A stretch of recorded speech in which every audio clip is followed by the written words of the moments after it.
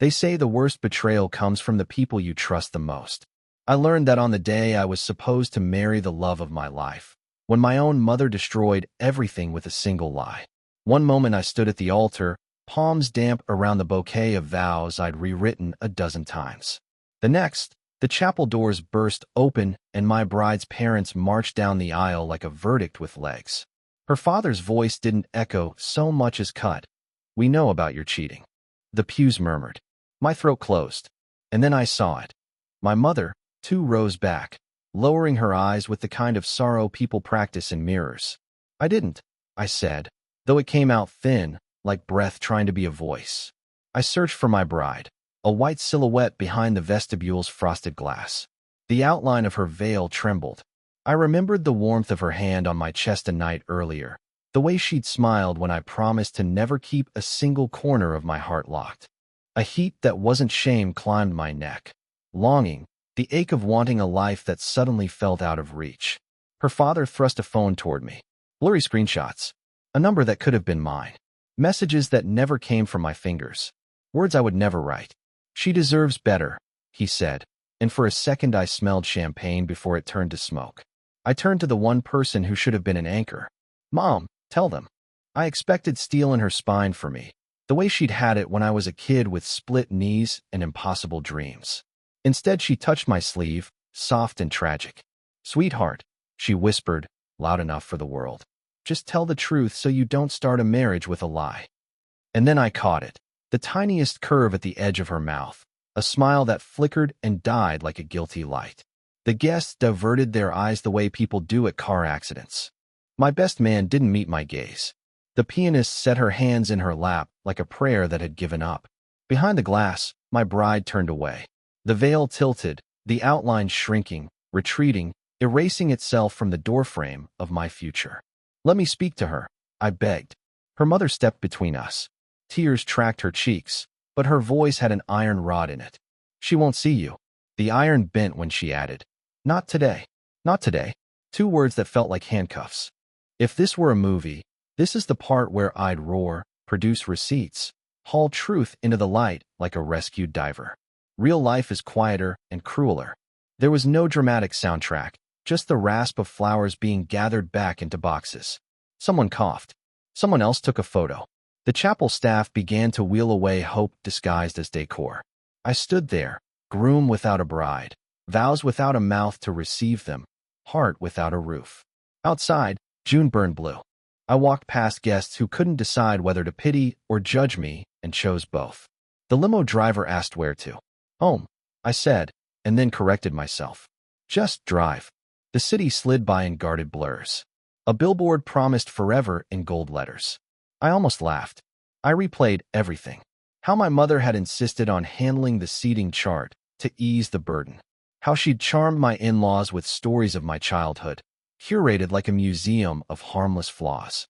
How she'd told me on the rehearsal night, "Some women can't handle how much you work," as if planting a seed she knew would be watered by doubt. How had I missed the pattern? She'd always wanted to be center stage. I thought giving her a front pew was a kindness. I didn't realize I was handing her a microphone. By evening, the group chat was a wildfire. Some messages said, "Call me." Others said, "How could you?" My bride's final text was a single sentence that deleted me in 9 words. "I can't marry someone I can't trust. I'm sorry." I typed paragraphs. I erased them all. Anything I said now would bend under the weight of her pain. I loosened my tie in the apartment's dull light and caught my reflection, eyes rimmed in red, hair messier than a promise broken mid-sentence. The couch carried the ghost of her perfume from last week, when we'd practiced our first dance barefoot, laughing, my hand at her waist, her breath warm against my neck. Even now, my body remembered the map of her, places where a kiss could cause gravity to give up. I pressed my palms to my eyes until fireworks bloomed in the dark. The doorbell rang once, polite and clinical. My mother stepped in like a condolence note. She brought soup. Of course she did. She perched on the edge of my chair, fingers laced, voice wrapped in gauze. "I'm devastated for you, darling. But truth has a way of coming out." I studied her. The careful mascara, the flawless poise, the faint scent of gardenias that belonged to parties where she was sparkling and I was set dressing. "What did you tell them?" I asked. She dabbed an imaginary tear. Only what was necessary. Which was, I kept my tone flat, a scalpel. That I worried about your impulses, she said delicately, as if the word itself might stain her tongue. Late nights. Secrets. A woman knows her son. In the quiet that followed, something inside me clicked. Not a snap. Those are loud and reckless. This was the sound of a lock being discovered on a door I hadn't noticed before. Behind it waited patience and a plan. I walked her to the elevator. Thank you for the soup, I said. She tilted her head, searching my face the way a stage actor checks the balcony for applause. We'll get through this, she murmured, squeezing my hand. Together, the door slid shut between us. Her smile held a second longer, trapped in the seam of the metal, then vanished. I set the soup on the counter, unopened. I took off the tie and laid it across the back of a chair like a flag at half-mast. Outside, traffic stitched the night together with red and white thread. I stood there until the window fogged with my breath, until the day had nowhere left to end. They say the worst betrayal comes from the people you trust the most. I believed it before. Now I knew it. My wedding hadn't failed. It had been executed. And the executioner had my last name. If she could end my future in a morning, I could dismantle her kingdom one quiet piece at a time. Not with shouted accusations. Not with rage that spins itself too quickly. With proof. With patience. With a stage of my own choosing. Tonight, I buried a version of myself. A man who assumed love was enough. Tomorrow, I would start digging in the dark for the truth. And when I found it, I would bring it to the brightest room I could find. After the chapel emptied, the world rearranged itself into a colder shape. For a week, I moved through it like a ghost rehearsing someone else's life. My phone kept ringing until I stopped answering. Friends I thought were pillars sent thin, careful messages. Others disappeared like props after a scene change. My social feed filled with condolence emojis and the kind of curiosity that smells like verdict. People picked sides the way they pick teams at recess. Loud, unthinking, permanent. Work was the first place the rumor wanted to grow roots. A client called to check in and found a voice that sounded like polished glass. The next morning, my manager asked if I needed some time. After that, I watched emails arrive with formal kindness. We understand this is difficult. Take what you need. The unspoken addendum was loud enough to bruise. If you are damaged, we cannot risk our brand. I had built everything on discipline and patience, and suddenly those virtues read like softness to other people. My mother was everywhere people expected to find a grieving parent. She held court at the funeral of a future we'd never have, clasping hands, offering plates of lasagna to relatives who loved her for being smooth and adaptable. She wore sorrow like a well-cut coat. People nodded at her and believed her sorrow because she had practiced the face of grief long enough to make it convincing. I tried to confront her once, a week after the collapse. It should have been simple, an accusation, a reaction, a fight, then either goodbye or reconciliation. Real life refused any script that convenient. I found her in her kitchen, polishing a glass as if the house itself had been polished in anticipation of awards. Why? I asked, the word a small, sharp stone. It bounced off her calm. She set the glass down and looked at me with a patience that felt rehearsed. Because I worried about you. Because I thought I was protecting her from being hurt. Her voice smelled like lemon cleanser and old certainties. You should understand that a mother does what she must. You told them I cheated, I said flatly. You made them look at screenshots that weren't mine. You made them believe I lied. Her fingers smoothed the tablecloth. I told them what I'd seen. I saw signs. You were distant. I worried. Fabricating screenshots is not worrying, I said. It's malicious. She blinked as if surprised by the word. Malicious? You always had such dramatic language. I was trying to save you from a mistake. Save me from what? Love? My laugh was small and bitter. You saved them the trouble of choosing whether to trust me. You decided for everyone. She folded her hands the way someone arranges a script. I did what I thought was best. I'm sorry you're hurt. The apology tasted empty, like candy with no sugar. That night, I left without slamming the door. I didn't need to hear her say, I'm sorry, because her actions had already spoken. She had put herself on a stage and invited an audience. She had chosen spectacle over loyalty. Whatever her reason, fear, envy, hunger for control, it didn't matter. The trust was severed. Cutting contact felt less like punishment and more like survival. I stopped answering her calls. I ignored the knock that was polite and persistent. When she sent flowers, white lilies, the color of staged grief, I let the concierge refuse them. I started sleeping in a different apartment every few nights, moving like someone avoiding a predator who had a map of your habits. In the silence, a different voice returned, one not speaking in grief, but in resolve. I realized very clearly that anger alone would not repair a life. Rage spins itself. Revenge must be deliberate. If she had weaponized doubt, I would weaponize truth. If she had been clever enough to forge evidence, I would become cleverer. I opened accounts I'd never used. I learned the edges of digital footprints and how easily people believed a photo with context. I hired a private investigator using a friend's company, someone who could dig without getting their hands dirty. I began to catalog every small moment that now looked suspicious in a new light. A dinner invitation canceled, a phone call answered with only one side heard, a conversation my mother remembered in a way that made me the villain. Patterns became threads. Threads became a map. The work saved me in a way I hadn't expected. It gave me a scaffold to climb out of the grief hole. I rebuilt late nights into study, law briefs, privacy statutes, how to subpoena a social feed. I rebuilt mornings into practice, how to speak calmly when accusations came, how to let proof do the shouting. My job, which had been slipping under the rumor's shadow, found me steadier. People noticed my quiet reemergence. Offers came back. The bank account recovered. The bruises under my ribs remained, but the rest of me hardened into something practical. And there was another change, the ache that had nothing to do with titles or money. I found myself imagining a future that wasn't defined by the absence she'd created. I thought about what honesty might look like if we built it from the ground up. I started saying yes to small things, a coffee with someone new here, a walk there. The world still clicked and hummed, but it did not revolve solely around the wound. At night, alone with the files and recordings I was slowly collecting, I'd imagine the exact moment I would return the favor, not with pettiness, but with a carefully arranged reveal. My plan took shape not as a flaring revenge, but as a slow, precise dismantling. I didn't yet know when the stage would be, only that I would choose the lights. For now, I kept my tongue quiet and my camera rolling.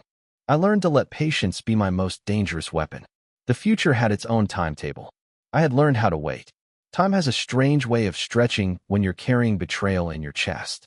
Some mornings I woke up thinking the storm had passed, that the nightmare belonged to yesterday. Other mornings, I opened my eyes and felt the echo of the chapel doors slamming shut all over again. But I didn't collapse. Not completely.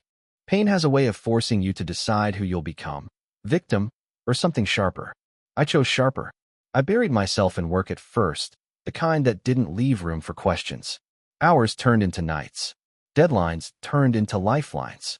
When colleagues gossiped, I answered with results so clean they had no room left to doubt me. Whispers eventually faded when people saw that my career wasn't collapsing. If anything, it was climbing. Still, I couldn't escape the hollow silence that followed me home. My apartment had been decorated for 2 people. The couch too wide, the plates stacked in pairs, the bed too empty. I forced myself to move. Coffee shops, parks, networking events. It was there, one afternoon, that I met her, Claire. Claire wasn't anything like the woman I almost married. She was calmer, steadier, with eyes that seemed to study the world instead of judging it. She laughed easily, but not carelessly. I found myself telling her small truths, things I hadn't admitted even to friends. She didn't interrupt. She just listened, and sometimes that was enough. It wasn't instant love. No lightning, no fireworks. It was more like a steady flame, something that burned quietly and refused to go out.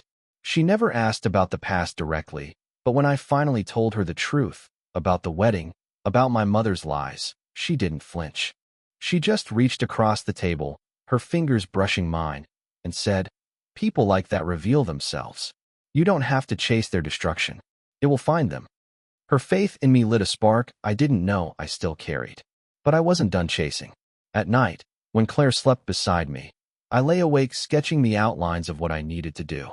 My mother had destroyed me in front of dozens of people. My revenge would demand the same stage, only brighter.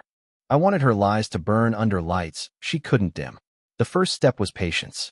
Years had already passed, but I knew the right moment hadn't arrived yet. I needed her guard to drop, her confidence to grow, her mask to stick so tightly to her skin that she forgot it wasn't her real face. Only then would the reveal matter.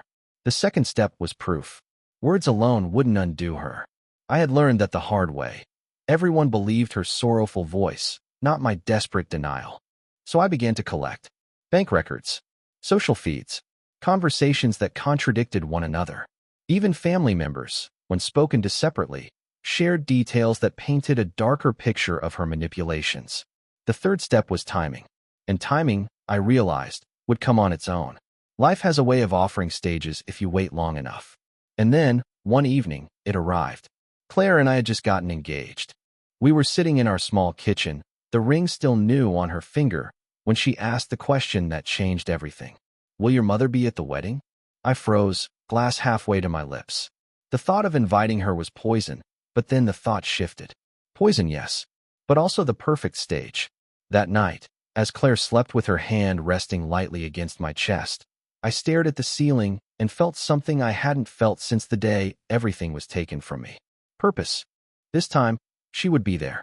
She would sit in the front row, smiling that practiced smile. She would believe she'd been forgiven. She would think she still controlled the story.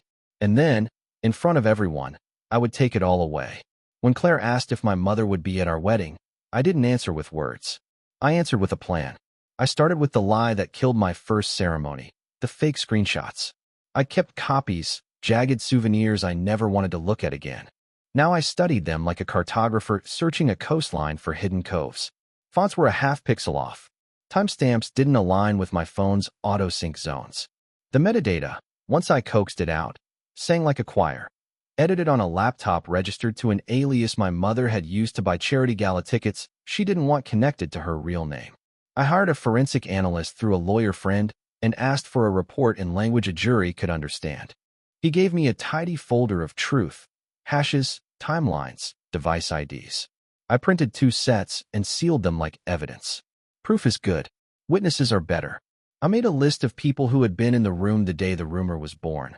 My mother, my ex-bride's parents, my best man, the pianist, a cousin who hears everything. I took them one by one, never pressing, just asking what they remembered. Memory is a funny river. It changes its banks over time. But details repeated. She said she was protecting your bride. She hinted you had a pattern. She had messages. The cousin surprised me. He'd seen my mother pass a thumb drive to my ex-bride's father outside the vestibule. He thought it was just photos. I asked him to write it down and sign. He did, hands steady. The riskiest piece was the ex-bride herself. I waited 3 days before drafting a message I rewrote a dozen times. No accusations. No pleas. Just a simple truth. I'm getting married. I don't want you blindsided if you hear. There's something you should know about that day. If you'd like to hear it, coffee. No pressure, public place, Claire knows. She replied in an hour, 3 dots, then a single sentence. I wondered when you'd ask. We met at a quiet cafe, afternoon light breaking on the glassware. Claire came for the first 5 minutes, shook her hand, and left us with space. My ex looked smaller than the day she ran, or maybe that was just the absence of tool. She apologized before I did. I wanted to believe you, she said. Your mother told me you'd confess if I confronted you.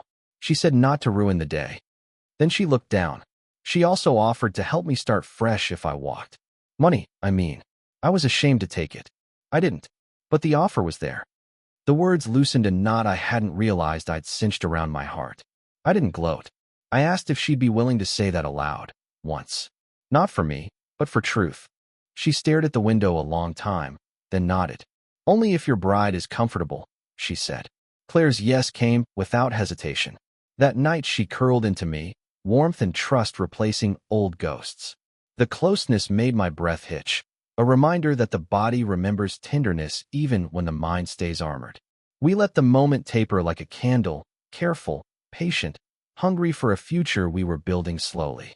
Stages need lighting. I booked a venue with flawless acoustics and a vaulted ceiling that loved the sound of a voice. I met the AV director and told him I needed a live switcher, 2 hidden lav mics, a confidence monitor only I could see, and failsafes for power. We rehearsed like thieves planning an art heist. The projector would show a slideshow of childhood photos, hers, mine, ours, until a cue phrase. Then, in one breath, it would crossfade into the forensic report highlights. Clean, legible, unarguable. Invitations went out on linen stock that whispered forgiveness. My mother's envelope came with a handwritten note. I'd be honored if you'd sit in the front row. It would mean a lot to me to start fresh. I sealed it and felt a tremor of disgust at my own politeness. Strategy sometimes wears the mask of grace. She replied within the hour, too quickly, overflowing with relief and blessing. She asked if she could give a toast. I said yes. I wanted her standing when the floor gave way. Legal threads mattered. My lawyer drafted releases. The analyst agreed to be a guest with good eyesight, if needed. The cafe's security camera footage, angled just right, captured the moment my ex mentioned the money. Our voices were a murmur, but her nod and the written statement would be enough to corroborate intent, not to shame, just to anchor the truth. I wasn't planning a public stoning. I was planning a clean incision. I built my speech like a bridge, each plank measured. I would begin with gratitude, the kind that warms a room. I'd talk about second chances without saying why I needed one. Then the turn. There's something I learned about love. It can survive storms, but not lies. On that line, the AV tech would bring up the first slide of the report. No anger in my voice. Calm as weather. Facts would do the cutting. 5 days before the wedding, I visited the chapel where my future had once been canceled. It was empty, the air cool and smelling faintly of wax. I walked the aisle that had never carried us and stood where I'd stood, hands empty this time. I closed my eyes and saw my mother's practiced sorrow, my ex's trembling shadow, the pianist's still hands. Then I saw Claire's steady gaze, the yes she'd made with her whole body, the trust she offered like a key. On the way out, my phone buzzed. A text from my mother. Do you need help with anything, darling? Seating charts? Music? I know your taste. I typed and deleted several replies, finally settling on. I have it covered. Just be there early. She sent a heart. I stared at the red shape and felt nothing. That night, Claire and I stood in the kitchen barefoot, swaying to no music. Her cheek rested against my collarbone. Are you sure you want to do this publicly? She asked. I listened to the question beneath the question. Will this heal you, or just haunt you differently? I kissed her forehead and let the answer be a promise. I'm not performing pain, I said. I'm ending a story that shouldn't be allowed to continue. In the mirror over her shoulder, I saw the man I'd become, less naive, more deliberate, still capable of tenderness. Revenge wasn't the point anymore. Clarity was. And clarity, I'd learned, looks best under bright lights. The morning of the wedding felt different. Not fragile, not trembling like the first one, but taut, like a bowstring drawn and waiting. Every detail was polished into place. The rings in a velvet box, Claire's dress shimmering like quiet lightning, the venue humming with soft anticipation. Yet beneath it all, I could feel a storm building. Guests filled the rows, laughter echoing through the vaulted ceiling. My best man clapped me on the shoulder, a reassurance that felt like punctuation.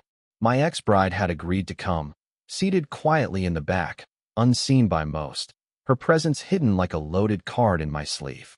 The AV team checked their levels one last time. Every camera was ready. And then she arrived. My mother walked through the entrance as if she owned the ground beneath her feet.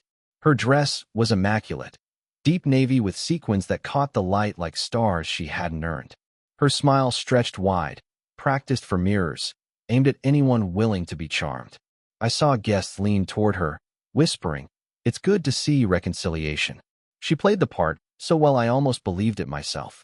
She hugged relatives, kissed cheeks, dabbed imaginary tears with a lace handkerchief. When her eyes found mine, she tilted her head in a gesture that asked for forgiveness without speaking. She thought she'd won. I kept my face calm, nodding once. Inside, the old wound throbbed, but it no longer bled. During the ceremony, she sat in the front row exactly where I'd told her to. Claire walked toward me, radiant and certain, and for a moment the world narrowed to her alone. Her hand slipped into mine, steady and warm, and I knew that whatever storm I had planned, love was the anchor that would keep me from being swept away. Vows exchanged, applause rising, music swelling. Everything unfolded as perfectly as it should. Then came the reception. Glasses clinked, Waiters weaved through tables with trays of champagne. The band played soft jazz. It was time. My mother approached me, hand on my arm. "Darling," she said with that silken tone, "I'd like to give a toast." "Of course," I answered, just as rehearsed. She took the microphone, her presence commanding, her words dripping with nostalgia. "To my son," she began, "who has always been driven, ambitious, sometimes too much so. But today he's found someone who grounds him, who will love him despite his flaws." Guests chuckled softly, charmed. May this marriage bring him the honesty and stability he needs. Every word was a needle, carefully threaded to stitch the old lie back into the fabric of the present. She thought she was clever, that she was rewriting history with grace. When the applause faded, I stepped forward. My hand didn't tremble when I took the microphone. "Thank you, Mom.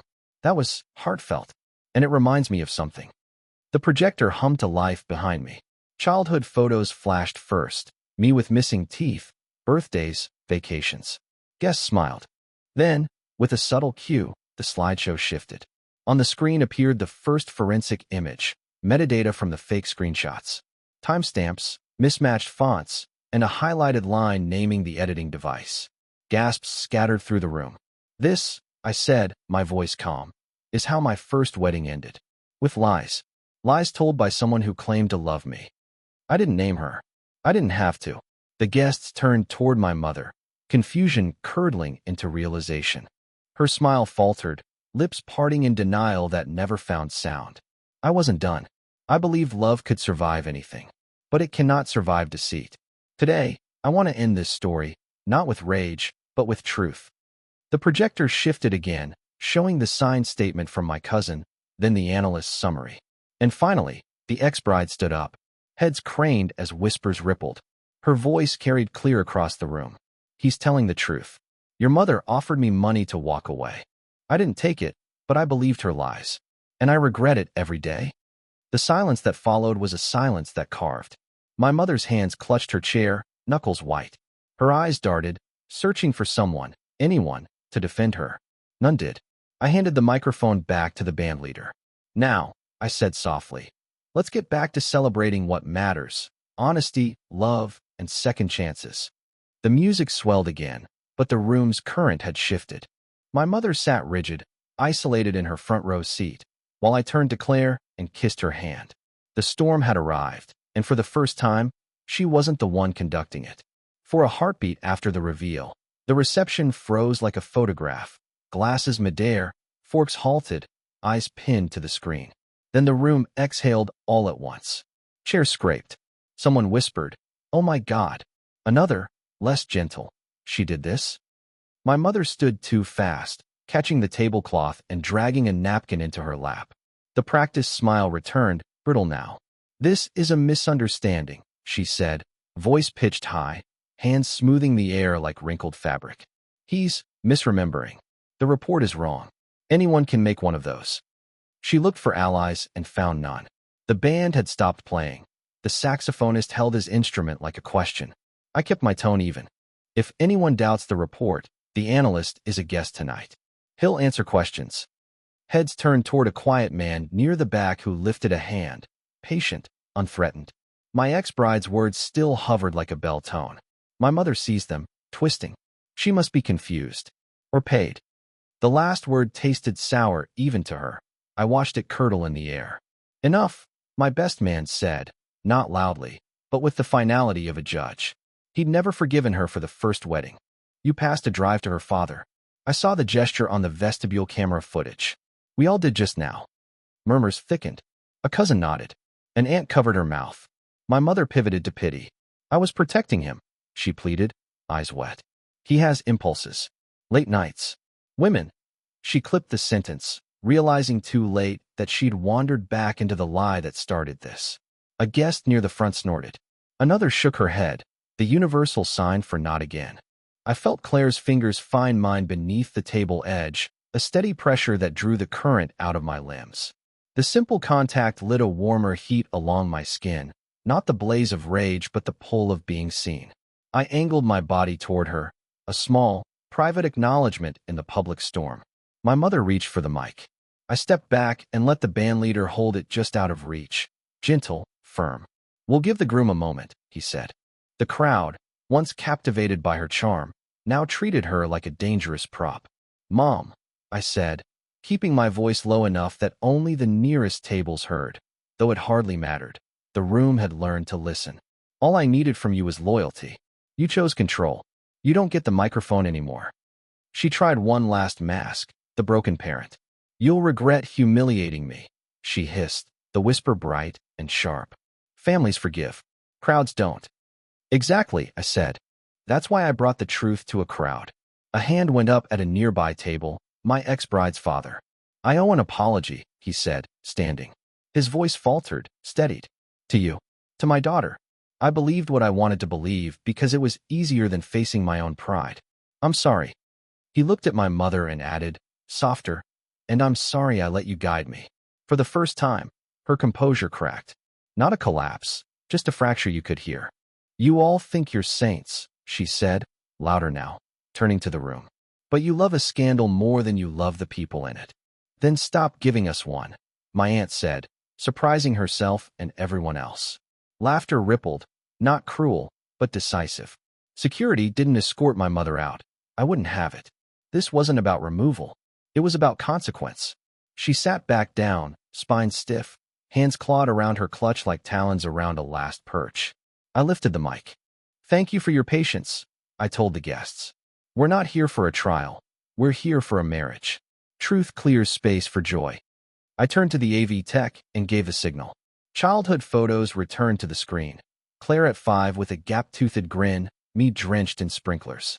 The room softened. People rose to stretch, to talk in low clusters. A few approached me, quiet squeezes of the shoulder, sincere eyes. My ex-bride slipped past, paused. "I hope you're happy," she said, and for once the word didn't sound like a challenge. "Be kind to yourself." Claire stepped forward and hugged her. Brief, human. Jealousy didn't even glance at me. What I felt instead was a strange, clean relief, like air after rain. My mother, cornered by her own theater, tried one more scene. She stood and addressed the nearest table. "He's vindictive," she confided, stage whispering. "He always needed to win." The aunt she'd chosen for sympathy looked at her, then at me across the room, and said gently, "Maybe he needed to heal."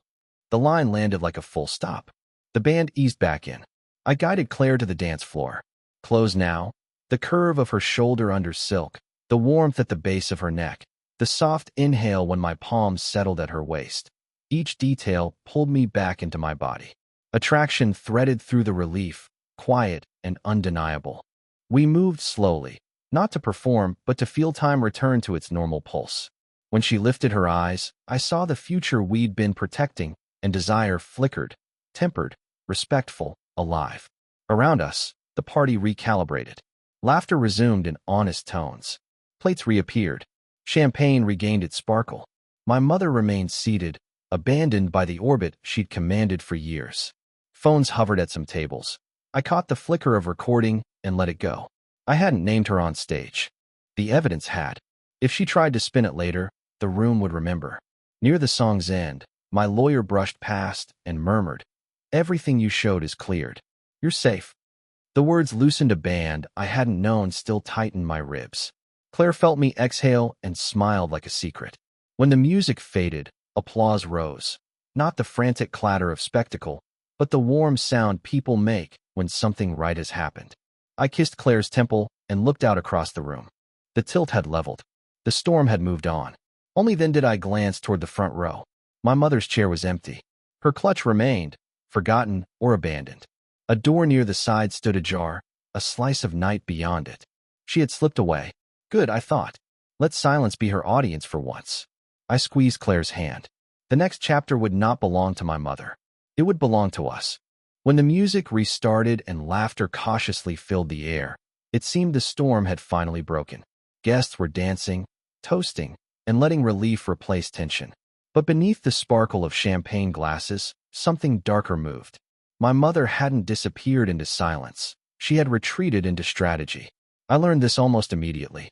A cousin whispered to me near the dessert table, "She's outside, talking to people, saying you staged it." He looked uneasy, as if repeating the words might taint him. She's telling them you edited the files yourself to smear her. I felt a flicker of anger, but it cooled quickly. Of course she would try to twist it. That was her pattern. When cornered, rewrite the script. But this time, the audience was no longer willing. Back inside, small groups had already formed, guests exchanging pieces of truth like puzzle parts. He had the report. She offered money. I saw her face when the slides came up. The narrative had already shifted, and no amount of her whispered counterattacks could put it back. Still, she didn't stop. She cornered the ex-bride's father by the coat rack, voice raised just enough to carry. He's always needed to win. He probably bribed her to say those things. But the man shook his head, his voice firm. No, I saw it in your eyes that day. I let you fool me once, but never again. He walked away, leaving her clutching at air. Claire found me and slid her arm around my waist. She's unraveling, she murmured. I kissed her temple, catching the faint scent of her hair, grounding myself in the warmth of her presence. There was attraction in the way she leaned into me, subtle, steady, the kind of intimacy that didn't need to be loud to be powerful. My body responded with a quiet thrum, a reminder of what I had now compared to what had been stolen. Then came the second crack. My lawyer approached, his expression careful. She's threatening legal action, he said under his breath. Defamation. Slander. She's already called someone on her phone. I almost laughed. Defamation? Against evidence? But he held up a hand. She'll spin it if she can. People like her don't care about truth, they care about noise. But don't worry. We've got enough to silence the noise in court, too. I looked around the room and realized something important. This was no longer about me defending myself. The room itself was defending me. Aunts, cousins, colleagues. They had seen her mask slip, heard her contradictions, watched her scramble. Even if she shouted her version from the rooftops, the people who mattered most had already chosen what to believe. At one point, she returned to her front row seat, sitting rigid, eyes darting like a trapped animal. A waiter tried to offer her champagne. She waved it away with a sharp motion. The glitter of her dress caught the light, but the glamour was gone. She looked like a mirror cracking under pressure, reflective, but broken in lines that couldn't be mended. I made my way back to the dance floor, pulling Claire close again. The warmth of her body, the curve of her back beneath my hand, the softness of her cheek brushing mine. These details stitched me back into the present. Around us, guests clapped to the beat, some filming, some simply swaying with their own partners. Life had moved forward, and I was moving with it. But even as joy swelled, I knew the war wasn't quite over. My mother wouldn't vanish with one public exposure. She was too proud, too desperate for control. No, she would strike again, in whispers, in lawsuits, in manipulations. The difference was, this time I was ready. And so was everyone else. The night was already heavy with revelation, but I sensed it wasn't finished. My mother sat rigid at her table, her smile gone, her mask fractured, yet something in me knew the final cut hadn't landed. Not yet. That's when my ex-bride stood. At first, only a few noticed. She had been in the back row, quiet as a shadow, her presence invisible to most. But when she moved toward the front, whispers spread like sparks through dry grass. Heads turned. Forks stilled. The band faltered mid-song. She didn't reach for the microphone. She didn't need it. Her voice carried with a clarity born of regret. I need to say something. The crowd hushed. All eyes locked on her. Even my mother, who had perfected the art of indifference, shifted in her chair, her face paling. My ex-bride's gaze flicked to me, then to Claire, then settled on my mother. The day of the first wedding, I believed the lies. I was told he was unfaithful, that I was walking into a marriage built on deceit. And I believed it, because she, her finger lifted, trembling but steady enough, told me so. Gasps rippled. My mother straightened, opening her mouth, but my ex spoke faster, louder. That wasn't all. She offered me money. A way out, she called it. Enough to start fresh if I left him at the altar. The room froze. My chest tightened, not from shock. I'd already known, but from the sheer power of hearing it spoken aloud, in front of every guest, with no chance of retreat. She tried to buy my silence, to make me believe I was doing the right thing, and I let her words poison me. I'll regret that forever. Her voice cracked, but I won't regret telling the truth now. All at once, the crowd turned, not just curious, not just suspicious, but condemning. My mother sat under their gaze like a queen stripped of her crown. Her hands trembled as she gripped her clutch, her lips moving without sound. "That's not true," she whispered, but the room had already made its judgment. The ex-bride's father rose slowly, shame carved into his expression. "I should have seen it," he said. "I let myself believe her because it was easier than admitting I was wrong about him. About everything." He turned to me. "Son, I can't undo what I did, but I can tell you, I was wrong to trust her." The final thread snapped. The air was electric, charged with a justice that didn't need gavel or robe. People began murmuring openly. She bribed her? To ruin her own son? Unbelievable. My mother tried to stand, but her legs betrayed her, the sequins of her gown catching light like shards of broken glass. "They're lying," she hissed, but her voice wavered, too thin to hold weight. Claire squeezed my hand, grounding me again. Her eyes said everything. "It's over. You've won." But it didn't feel like winning. It felt like ending. I stepped forward, my voice steady, calm. "There's no need for more shouting. Tonight isn't about destruction, it's about truth. And the truth is simple: lies can't survive in the light." The ex-bride nodded once, her shoulders loosening as if she'd set down a weight she'd carried for years. Then she returned to her seat quietly, her part finished. My mother remained where she was, isolated and silent, the crowd no longer hers to command. Her empire of whispers had collapsed in a single moment of honesty. And for the first time in years, I felt free. We didn't leave the venue right away. After the second twist landed, the air grew lighter, like someone had opened a window in a room that had been closed for years. Claire and I danced once more, slow and close, her cheek warm against mine, her fingers tracing a quiet circle at the nape of my neck. A shiver went through me. Not nerves, not fear, but that electric awareness that comes when the person you love leans in and the rest of the world blurs. I could have stayed in that circle of her perfume and skin and promise all night. But endings asked to be finished. The maitre d' slipped me a note. Side corridor. Now. No signature, only the handwriting I'd seen on 1,000 gift tags and reprimands. My mother. I told Claire I'd be 2 minutes. She held my gaze, searching for any tremor. "I'm here," she said, squeezing my hand, her ring catching the light. I kissed her knuckles, small, deliberate, like sealing a boundary, and walked toward the service hall where the music thinned into faint percussion. My mother waited by an exit sign that painted her in red. The sequins of her dress looked less like stars now and more like scales. She didn't bother with a smile. "You've humiliated me," she said. "No greeting. You turned our family into theater." "You turned it first," I answered. Calm. "I only turned on the lights." She ignored that, stepping closer. "Listen to me. You're going to go back out there and say the analyst made mistakes. You will say your sources misled you. You will apologize for confusing people. Then I will forgive you." Forgive me. The word almost made me laugh. "No," I said. The mask shifted to wounded mother. "Do you want headlines? Police? Because that's where this goes." "Headlines require fresh lies," I said. "Police require crimes. If you want to walk either road, I won't stop you. But I will not follow." Her jaw flexed. "You think you're righteous now? You're not. You're vindictive. Always were." She leaned in, breath sharp with mint. "And if you don't undo this, I will make sure Claire learns who you really are." "She already knows," I said, feeling my patience seal like cooled glass. "She knows what you did. She knows I won't let you do it again." My mother tried a new angle: money. She opened her clutch and pulled out a folded check. "Take this. Call it peace. We'll tell people we miscommunicated. I'll even donate to her charity. That crowd will eat it up." I didn't take the check. You can't buy your way out of the truth. The offer collapsed into spite. "You want truth?" she hissed. "Fine." I hated her.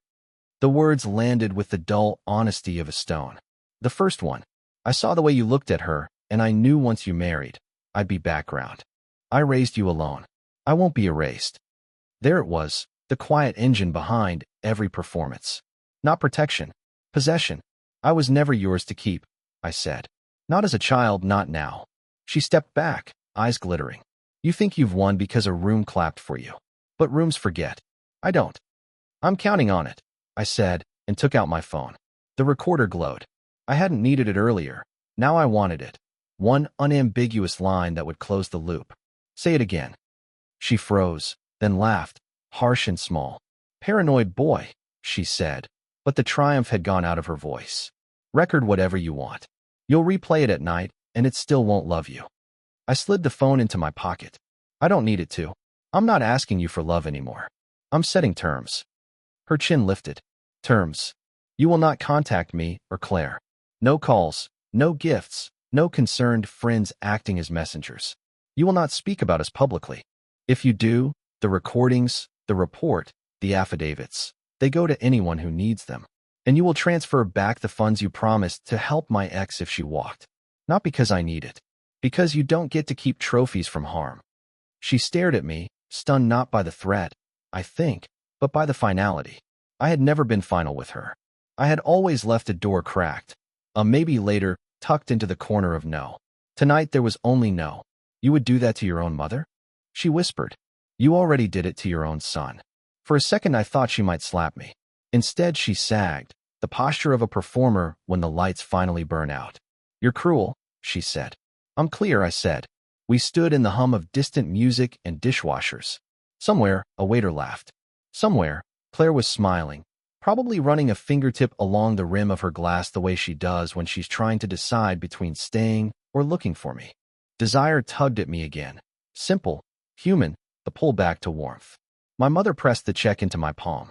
"You'll change your mind," she said, but it sounded like a hope she didn't believe.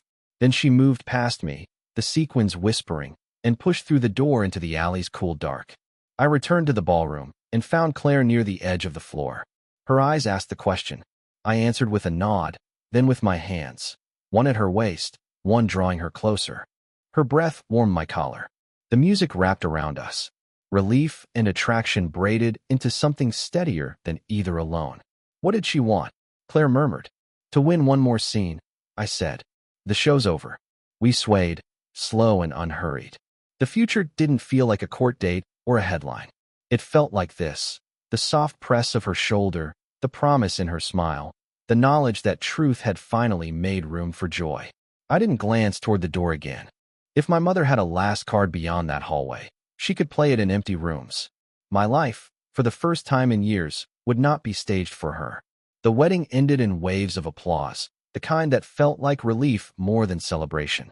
Guests lingered at their tables, reluctant to leave, as if they knew they'd just witnessed something heavier than a union. They'd seen a reckoning. Claire and I slipped away near midnight, her heels dangling from one hand, my jacket over her shoulders. Outside, the air was cool and clean, smelling faintly of rain. I felt lighter than I had in years, though my chest still carried the echo of my mother's last words. We rode home in silence, her fingers laced through mine, the quiet intimacy saying more than any conversation could. At our apartment, she pressed close to me at the door, lips brushing my cheek, her breath warm, her body soft against mine. The tension of the night melted into desire, not the sharp ache of revenge, but the steady pulse of love renewed. For the first time, attraction didn't feel haunted by betrayal. It felt like freedom. Still, even in that warmth, I knew the story wasn't entirely over. The next morning, news traveled. Guests had posted photos, short clips, fragments of the reveal. My phone buzzed nonstop with messages. "You were brave. She deserved it. Proud of you." Headlines never came. My mother hadn't dared feed the fire, but whispers had already reshaped into truth. She couldn't edit this narrative. It no longer belonged to her. But she tried. 2 days later, a letter arrived. Thick paper, her handwriting precise. "You have destroyed me. Families don't survive public humiliation. I can forgive you if you retract everything. Otherwise, consider me dead to you."